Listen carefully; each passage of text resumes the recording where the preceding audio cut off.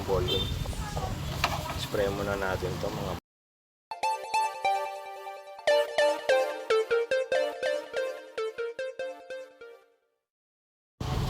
Ang issue nga pala nito mga boss, yung dinala dito kahapon na concert na may Bluetooth, yung sinasabi na pawala-wala. So dito yon, nilangisan ko lang. Ngayon ang issue naman niya ngayon ay itong kanyang speaker, no, na selector. So napansin ko kasi dito na yung kanyang speaker switch ay kahit naka-off na siya ay tignan mo. Kahit naka-off na siya, gumagana pa rin Ayan, di ba? Ayan. Naka-off pa rin siya, tumutugtog pa rin siya kahit naka-off siya. Ayan, di ba? Dapat yan wala eh. So pag nilagay ko sa letter A or may tugtog pa rin, sa B ay may tugtog pa rin. Sa AB okay lang eh. Pero yan lahat, di ba, wala. So checkin natin 'to mga boss. Itong kanyang speaker switch. Kaya ko muna, babaklasin muna natin yung mga boss. So nakita ko nga dito mga boss sa kanyang ilalim. Kaya pala tumutunog na siya mga boss. Ay dahil yung dating gumawa pala nito ay yan, kung makikita nyo. Ulit natin. Makikita nyo na.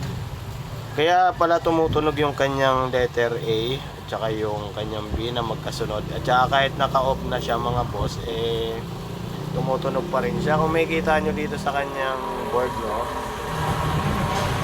dinirekta na pala nung dating gumawa nito. So bali, ano bang pwede natin gawin dito? Palitan natin kung kanyang selector switch or tawag dito, ganyan na lang siya.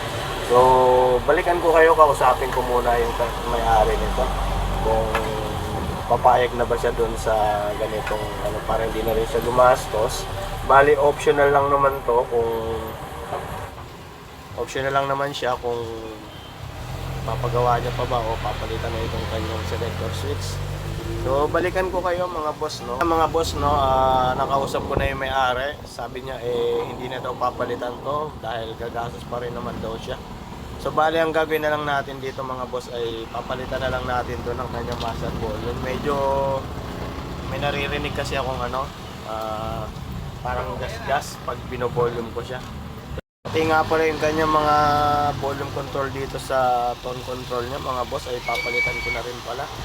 Dahil hindi gumagana yung kanyang mic, pati ito sinama ko na, sabi ko dun sa may-ari. Pati yung master volume pinalitan na rin natin. So palitan muna natin to mga boss. Spray muna natin to mga. Then meron siyang kasi ako pumunta ng Quiapo pero parang tingin ko sa volume na to napakanigis. Kaso hindi ako binigyan ng lock ni kapatid niya.